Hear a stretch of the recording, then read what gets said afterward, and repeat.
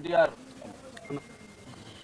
ఒక ఒక శక్తి ఆయన ఎన్నో సందర్భాల్లో చెప్పడం జరిగింది. ఎన్టీఆర్ అంటే కేవలం నందమూరి తారక రామారావు గారు మాత్రమే కాదు, ఏంటంటే నటనాన్ని ఆయన ఇల్లు ఒక నటనాలయం, అందులో ఆయన ఒక నటరాజు నరసింహుడు. టీ అంటే తారమండలంలో తారక ధ్రువ తారకుడు, ఆరంటే రాజర్షి రాజరాజు రాజకీయ ధృందాలు యుగంధరుడు, రమణీయ రమ్య కమనీయ సౌమ్య కొండదాముడు.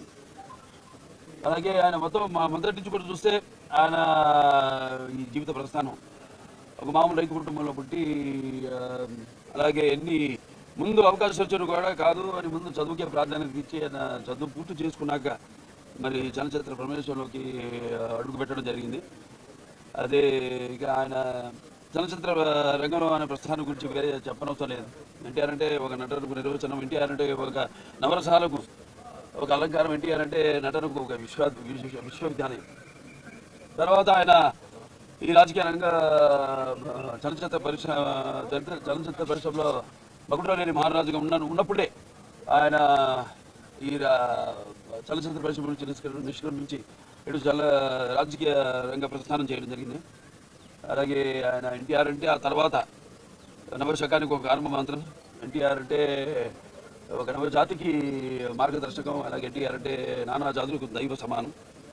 అలాగే ఎంతోమంది ఆనాడు ఒకే బంధాలు వెళ్తున్న రాజకీయాలను మార్చి ఎంతోమంది ఎవరైతే అంటే అంతకుముందు ప్రతి తెలుగు బిడ్డ ప్రతి తెలుగు మట్టి కట్టకూడదు, నేను తెలుగు వాడిని సాగరంగా చెప్పుకునే దమ్ము ధైర్యం సత్తువ తెగువ, అలాగే అహంకారానికి సానబెట్టి పదును పెట్టి బయటకు వచ్చి చెప్పించిన ఒక తెలుగు తేజ నందమూరి తారక రామారావు గారు.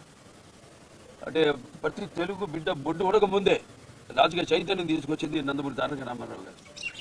అలాగే అంతకుముందు ఎంతోమందికి రాజకీయాల మీద పెద్ద ఆసక్తి ఉండేది కాదు, అలాగే చాలా మందికి తెలిసేది కాదు అసలు రాజకీయాలు అంటే ఏంటో.